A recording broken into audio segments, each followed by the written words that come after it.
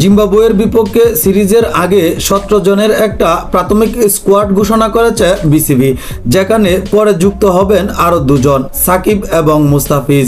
এই 19 জন থেকেই বাছাই করা হবে বিশ্বকাপের স্কোয়াড।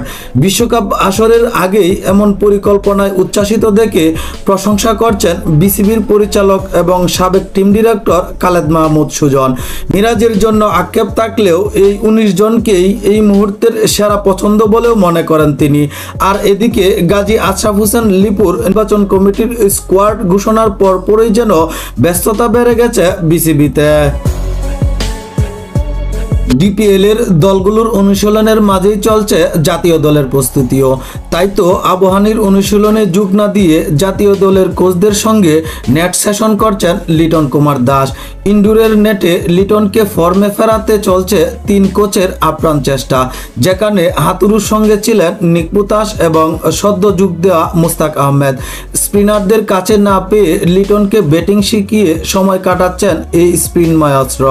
নির্দিষ্ট কিছু শট নিয়ে কাজ করছেন লিটন।